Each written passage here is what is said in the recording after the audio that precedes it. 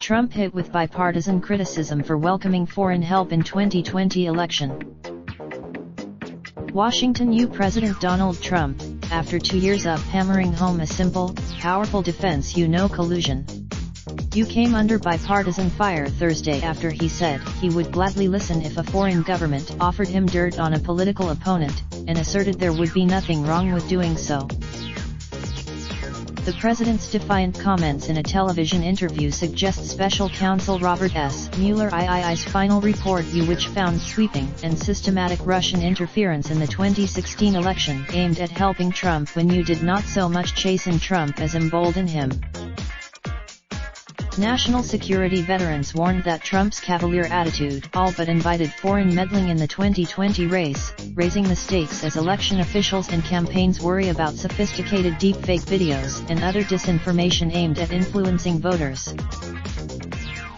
Every hostile intelligence service in the world is listening to that, said Robert Anderson, a former assistant director of the FBI's counterintelligence division. Forget Russia.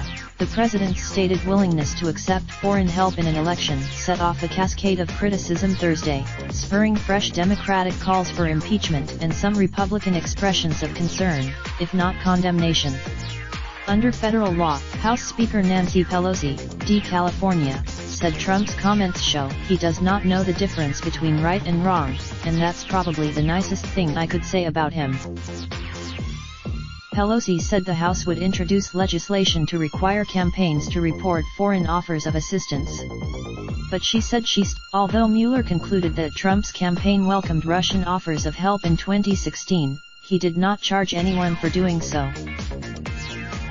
Trump subsequently embraced Mueller's 448-page report as a blanket approval for his behavior, which included publicly urging Russia to hack Hillary Clinton's emails in July 2016. Russian intelligence. Trump still thinks of himself as a private billionaire who can act in office the way he did before, said Timothy Naftali, a presidential historian at New York University. The only bright line is what you can get away with, said Gwenda Blair, a Trump biographer who traces Trump's winner-take-all approach to his family's business background doing bare-knuckle real estate deals in New York. Trump operates in a very narrow and entirely amoral universe, said Tony Schwartz, ghostwriter of Trump's breakthrough book, The Art of the Deal. Right is what he believes. That disdain for outside scrutiny has filtered through the Trump administration, and historians and legal scholars worry it could make a long-term dent in democratic institutions. The latest evidence came Thursday when the Office of Special Counsel, an independent federal agency not connected to Mueller, said one of Trump's most visible advisors, Kellyanne Conway, should be removed from office for repeatedly violating the Hatch Act, a federal law that bars politicizing the White House. The office wrote that Conway's repeated disparaging of Democratic presidential candidates in her official capacity erode the principal foundation of our democratic system, the rule of law. Rather than acknowledge a problem, Trump's spokesman called the Office of Special Counsel's recommendation a violation of Conway's free speech and blamed media pressure and liberal organizations for pressuring the federal agency to target her for practicing standard politics. That defense echoes Trump's controversial interview with ABC News' George Stephanopoulos that aired Wednesday night. Trump likened election help from a foreign government to his own campaign's opposition research on rival candidates. It's not an interference. They have information. He also said his own FBI director, Christopher A. Wray, was wrong when he warned that a candidate should immediately notify the FBI if offered foreign support. The FBI doesn't have enough agents to take care of it, Trump said. When you go and talk, veterans of other presidential campaigns were quick to deny accepting foreign help. I did 150 campaigns and did not accept a PO from any foreign government, much less an adversary, tweeted David Axelrod, chief strategist for President Barack Obama's 2 campaigns. Let's not pretend. As his interview dominated news coverage Thursday, Trump tried to reframe his comments in a series of dissembling tweets. I meet and talk to foreign governments every day. I just met with the... Should I immediately call the FBI about these calls and meetings? How ridiculous. ABC subsequently published the interview transcript in full, undercutting the president's claim that his comment was clipped or edited.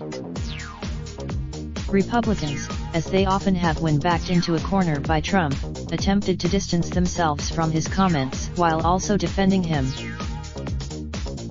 Senior Lindsey Graham of House Minority Leader Kevin McCarthy of California argued that Trump, whose administration last year eliminated the position of cybersecurity coordinator on the National Security Council, is taking action to prevent foreign election interference. If watched this president. If listened to this Trump's comments were noteworthy given how close Mueller came to charging Trump's eldest son with a crime for accepting a meeting with a Russian lawyer at Trump Tower in New York in June 2016 in hopes of learning incriminating information about Clinton. Told by an intermediary that the lawyer could provide very high-level and sensitive information as part of Russia and its government's support for his father, Trump Jr. responded in an email that if it's what you say I love it. Prosecutors weighed whether this evidence would establish a conspiracy to violate the foreign contributions ban, according to the Mueller report, but they decided against bringing charges. They questioned whether they could prove that participants acted willfully, meaning they knew their conduct could break the law, a key threshold for criminal campaign finance violations, or whether the promised derogatory information could be shown as a thing of value that constituted an election-related contribution. Jessica Levinson, a Loyola Law School professor who tracks campaign finance issues, said it was mind-boggling that Trump said he might do the same thing that nearly led to criminal charges against his son. I can't believe he actually said that, she said. He's knocking on the door. Los Angeles Times staff writer Jennifer Haberkern contributed to this report. Copyright 2019 Los Angeles Times. Visit the Los Angeles Times at www.lateams.com. Distributed by Tribune Content Agency, LLC.